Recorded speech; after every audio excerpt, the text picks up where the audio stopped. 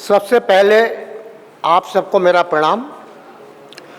अभी तक सब आप इंग्लिश में मज़ा ले रहे थे, अब हमारे प्रधानमंत्री जी के जैसे हिंदी को प्रमोट करने का भी आनंद लेंगे।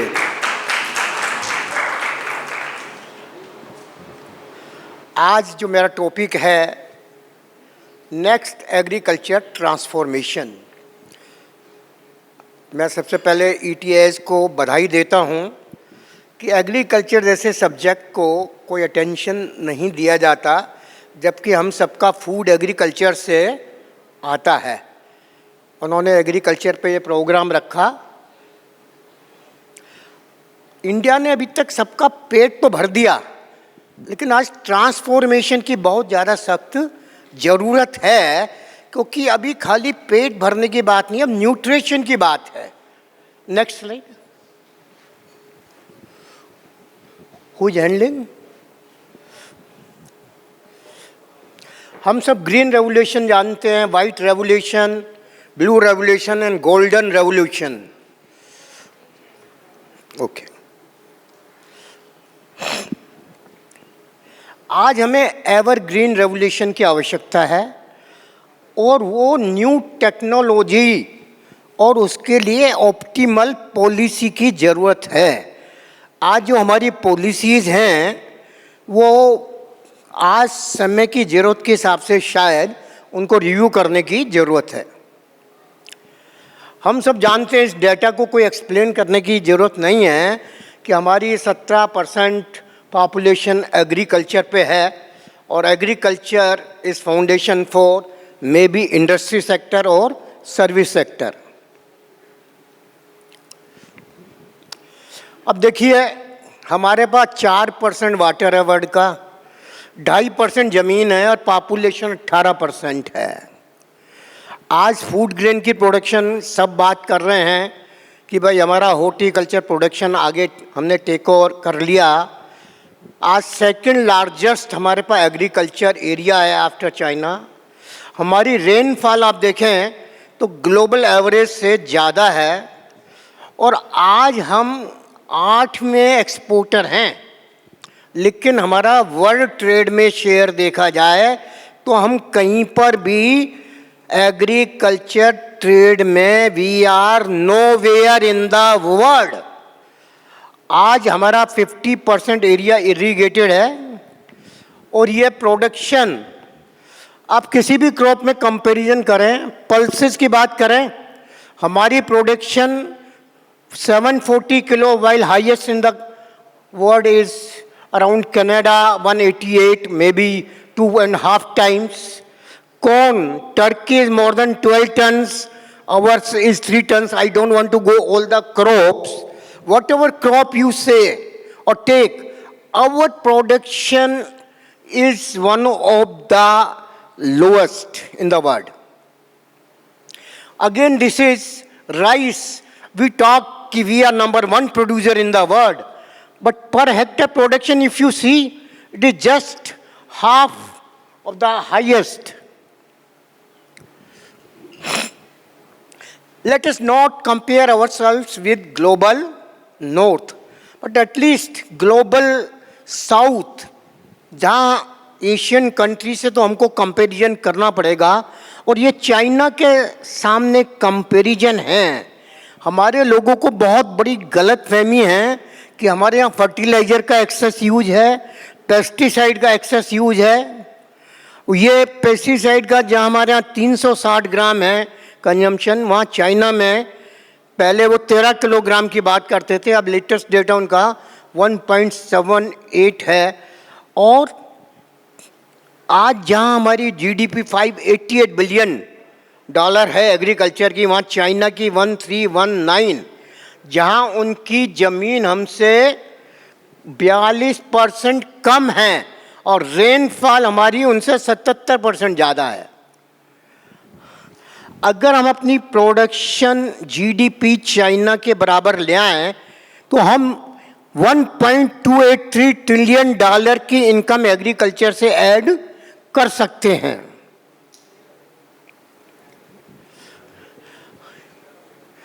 आज अब ये हमने डेटा देख लिया, उसका कारण आता है ये गैप क्यों है। ये आज हमारे यहाँ लेटेस्ट टेक्नोलॉजी की किसान को बहुत कम एक्सेस है। एग्रीकल्चर इनपुट राम भरोसे इस देश में। हमारे डॉक्टर पीके सिंह जी भी बैठे हैं और डॉक्टर रमेश चंद जी भी बैठे हैं।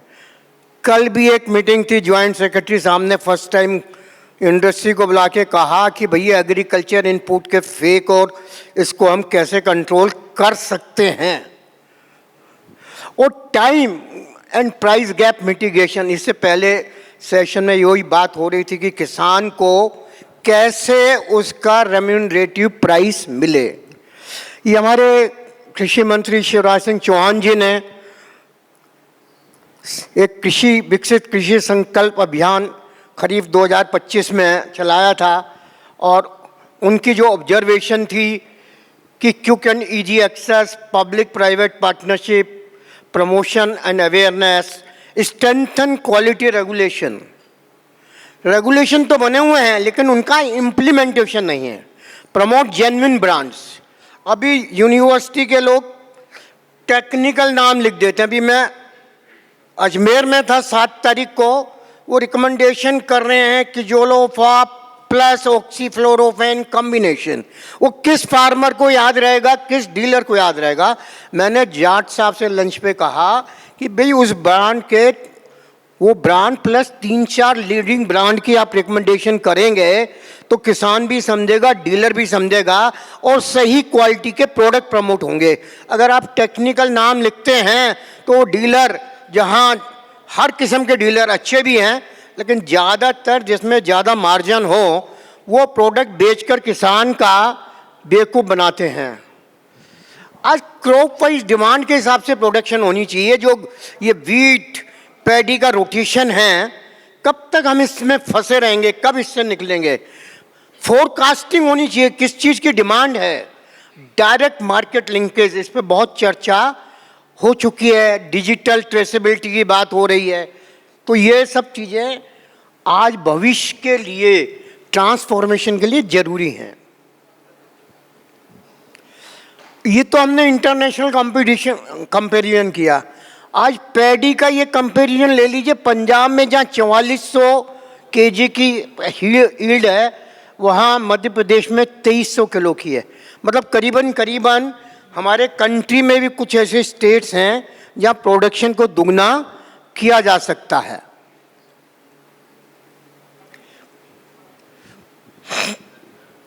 आज बहुत सी हमारी स्टेट्स जहाँ वाटर स्ट्रेस है, वहाँ हम पैडी और शुगर केन उगा रहे हैं। ये क्राइम है, क्राइम। कल वहाँ लोगों को पीने का पानी नहीं मिलेगा अगर आज हमने नहीं समझा। और आवश्यकता है कि पल्सेस और ऑयल सीड्स में डाइवर्सिफाई करें, जिससे पानी की कंजम्पशन कम होगी, सॉइल हेल्थ इम्प्रूव करेगी। बेटर रेन फेड रीजन्स के लिए reduce import dependency on edible oil and pulses and stronger domestic production.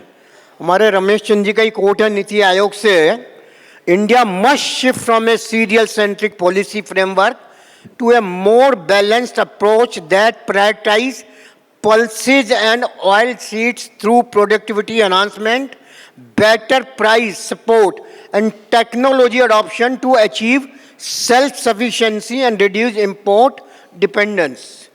Crop diversification is the bridge between water security and Atmanirbhar Bharat. हमारे रमेश चंद जी ने oil seeds पे और pulses पे दोनों पे डिटेल रिपोर्ट सबमिट की है, लेकिन उससे सरकार ने कितना उसको इम्प्लीमेंटेशन किया। अगर रिपोर्ट बन के इम्प्लीमेंटेशन नहीं करना तो रिपोर्ट पे भी पैसा और टाइम खर्च करना मेरे हिसाब से शायद जस्टिफाइड ना हो। आज इथेनॉल ब्लेंडिंग की कल ही मैं रिपोर्ट देख रहा था कि अभी 20% है, सरकार 30% तक की बात कर रही है और ब्राज़ील और दूसरी जगह 100% इथेनॉल से चलने वाले व्हीकल्स हैं। आज गल्फ वार को देखते हुए हमें अपनी सेल्फ सफिशिएंसी के लिए, हमें अगर हम इसको प्रमोट करते हैं तो इसमें फार्मर की इनकम बढ़ने के काफ़ी अच्छे चांसेस हैं। आज क्रूड ऑयल का इंपोर्ट हम कर सकते हैं, लोअर एमिशन, आज जो एक्सेस क्रॉप की बात होती है वो यूटिलाइज हो सकती है। आज फॉरेन एक्सचेंज हम बचा सकते हैं और रूरल इकोनॉमी को बढ़ावा दे सकते हैं। आज पॉलिसी इंटरवेंशन की जहां जरूरत है सरकार से, आज मार्केट डिमांड, हॉर्टिकल्चर, वेजिटेबल जिसकी डिमांड है, सीरियल की डिमांड नहीं है, रखने को जगह नहीं है, गेहूं चावल सरकार की पॉलिसी है खरीदे जाएंगे, ऑयल सीड पल्सेस खरीदेंगे नहीं, और कहते हैं जी ऑयल सीड पल्सेस की प्रोडक्शन बढ़ाओ तो कैसे होगा। एमएसपी की reforms, direct income support and risk mitigation, ये जो फूड कॉरपोरेशन ऑफ इंडिया से डिस्ट्रीब्यूशन के लिए करीबन 2.5 लाख करोड़ की सब्सिडी, 2.5 लाख करोड़ की फर्टिलाइजर की सब्सिडी, जिसका मिसयूज, वाटर का मिसयूज, मार्केट रिफॉर्म्स की ज़रूरत है। आज एफपी और पैक्स को स्ट्रेंथन करने की ज़रूरत है। आज ये पैडी वीट का प्रोक्योरमेंट वाटर स्टेट से गवर्नमेंट को बंद कर देना चाहिए। स्टैट्यूटरी डिसीजन यहाँ पे आप लगाओगे तो ये नहीं खरीदेंगे, लेकिन ऑयल सीड पल्सेस एमएसपी पे खरीदेंगे। अगर सरकार ये स्टैट्यूटरी डिसीजन ले ले तो देखिए कितना बड़ा एग्रीकल्चर में बदलाव आ सकता है। सेंट्रल और स्टेट गवर्नमेंट में कोई प्रॉपर कोऑर्डिनेशन नहीं है। आज जब तक सेंट्रल और स्टेट गवर्नमेंट का आपस में कोऑर्डिनेशन होगा, आज हम सेंट्रल कहता है ये स्टेट का मामला है। अरे भाई, फूड का मामला स्टेट का क्या मामला है? कल प्राइम मिनिस्टर साहब ने पूछा किसी ने, भारत किसके साथ है? तो उन्होंने कहा भारत भारत के साथ है।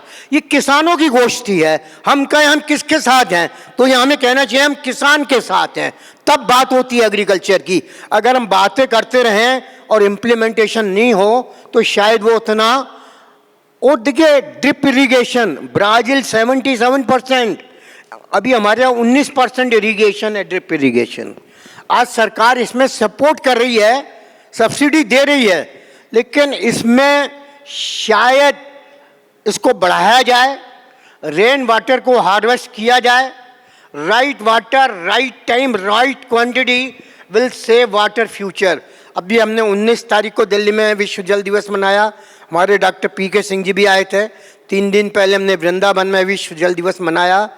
और हम विश्व जल दिवस मनाते ही नहीं हैं, हमने 10 चेक डैम बनाए राजस्थान में। हमने 2005 में नारा दिया था, खेत का पानी खेत में, गांव का पानी गांव में। लेजेंडरी स्टार अमिताभ बच्चन जी को ब्रांड एम्बेसडर रखा 5 साल पानी बचाने के ऊपर। हमारे प्राइम मिनिस्टर साहब का भी कहना, पर ड्रॉप मोर क्रॉप। अगर इस चीज़ को हम फॉलो नहीं करेंगे तो आप पंजाब हरियाणा का वाटर कहाँ जा रहा है वो सबको मालूम, और यहाँ आप देख भी सकते हैं। ये क्वालिटी, हमारे पीएम साहब कहते हैं जीरो टॉलरेंस। आज कल भी मीटिंग हो रही थी जिसमें मैंने कहा कि 90% सैम्पलिंग सिर्फ 60 कंपनियों की होती है एज पर आरटीआई डेटा। और जो फ्लाई बाय नाइट ऑपरेटर्स हैं जिनको वो कहते हैं ना सीआईबी से रजिस्ट्रेशन ठकाठक फटाफट फटाफट, इतने सारे इशू कर दिए हैं कि कोई कंट्रोल नहीं है, किसके पास लाइसेंस है किसके पास नहीं है, कौन बोगस एड्रेस पे बना के पेस्टिसाइड और एग्री इनपुट धकेले जा रहा है। No control at all. हम पहाड़ जो बोएंगे वही तो काटेंगे। अगर बीज ही सही नहीं दे रहे हैं, फर्टिलाइजर सही नहीं है।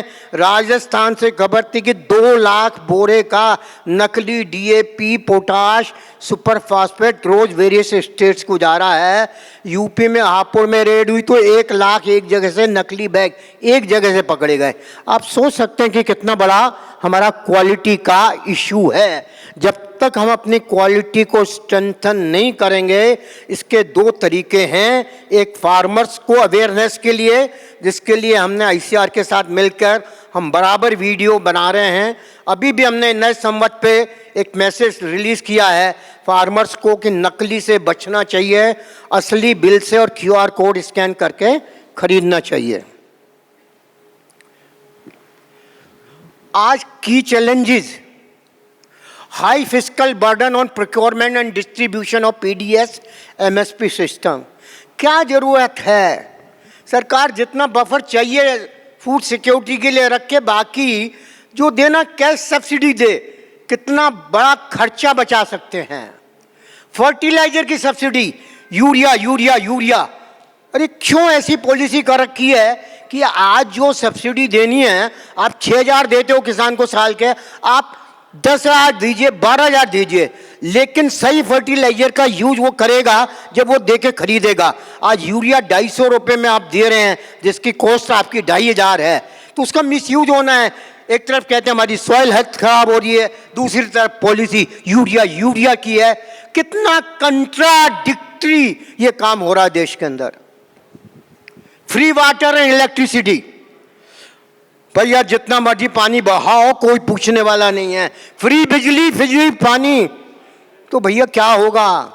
जमीन खराब होगी, पानी नीचे का खत्म होगा, मिसयूज होगा। तो ऐसी पॉलिसी रखने की शायद जरूरत है, इसको रिव्यू करने की आवश्यकता जरूर है। फ्रेगमेंटेड गवर्नमेंट्स, 8 मिनिस्ट्रियों से एग्रीकल्चर कंट्रोल होती है। अरे एक इंटर मिनिस्ट्रियल ग्रुप बना के कोऑपरेशन करो। एक काम को एग्रीकल्चर मिनिस्ट्री भी कर रही है, रूरल डेवलपमेंट भी कर रही है, वाटर मिनिस्ट्री भी, पता नहीं कितनी मिनिस्ट्री इन्वॉल्व है। एक कोऑर्डिनेटेड अप्रोच होनी चाहिए। Frequent schemes but weak on ground impact. जितनी भी बड़ी स्कीम आती है, 10-15% बड़े फार्मर को फ़ायदा मिलता है, 85% स्मॉल और मार्जिनल फार्मर उससे वंचित रहते हैं। तो ऐसी पॉलिसी होनी चाहिए। आज पेस्टिसाइड लग्जरी आइटम नहीं है, उस पर 18% जीएसटी है। अगर वो जीएसटी कम करे तो सारे फार्मर का बेनिफिट हो। स्कीम, उसका बेनिफिट सिर्फ बड़े फार्मर्स को मिलता है। सब्सिडीज को रैशनलाइज करो, डीबीटी करो।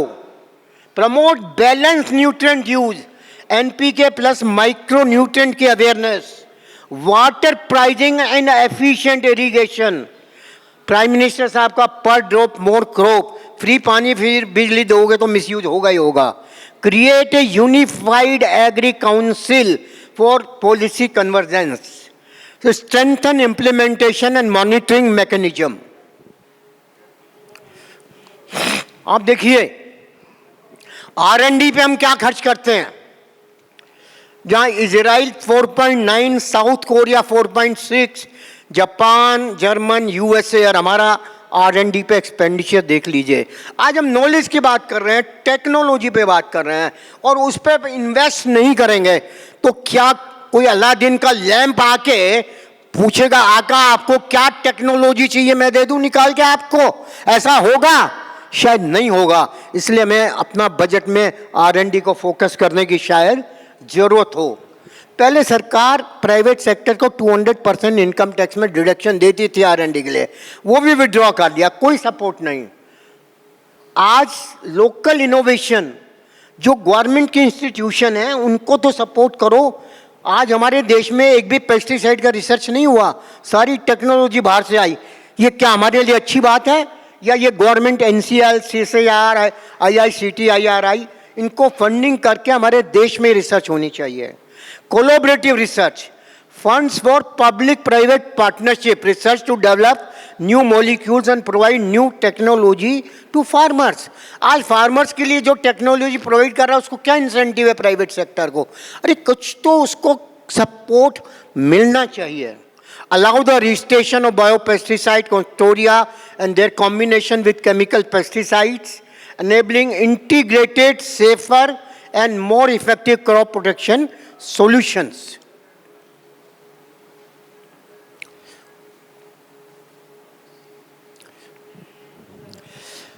अब ये कहते हैं भाई आप बातें बातें करते हो, आप क्या कर रहे हो? भाई हमें भी तो कुछ करना चाहिए। तो हमने ये पलवल में ट्रेनिंग सेंटर बनाया जहाँ डॉक्टर पीके सिंह साहब की तो विजिट हुई है, जहाँ पिछले साल हमने मूंग डे किया तो जहाँ हमारे डेमोन्स्ट्रेशन थे, हमारे ये विजेंद्र सिंह दलाल जी बैठे हैं और दूसरे किसान बैठे हैं, 36% की ईल्ड इंक्रीज हुई। पैडी में ये बैठे कितने, अभी वीट का हार्वेस्टिंग होना है इनके यहाँ, अभी देखने से क्या लगता है कि कितने % ईल्ड इंक्रीज होगी वीट में जहाँ डेमोन्स्ट्रेशन है?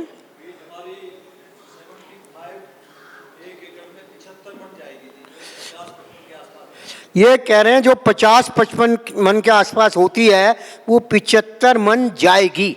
ये फार्मर हैं, मैं नहीं कह रहा हूं। तो आज ये टेक्नोलॉजी कमाल कर सकती है, लेकिन इसको किसानों तक पहुंचाने की आवश्यकता है। जिस देश में 14 करोड़ किसान 6.5 लाख गांव में रहते हों, तो उसके लिए बहुत ही प्लान तरीके से एक्सटेंशन उन तक पहुंचने की आवश्यकता है। हम जहाँ कर रहे हैं balance use of fertilizer promote करते हैं, क्रॉप डाइवर्सिफिकेशन। ये बैठे हैं, अभी वो फार्मर थे सोनीपत के जिनसे उन्होंने सीखा लास्ट, इन्होंने वहाँ पलवल में स्वीट कॉर्न, बेबी कॉर्न, इन सब का डाइवर्सिफिकेशन किया। हम वाटर कंजर्वेशन और हमारे पास वहाँ AI है, ड्रोन्स है, सेंसर्स है, प्रिसीजन एग्रीकल्चर है। मेरा ख्याल है ये लास्ट स्लाइड है।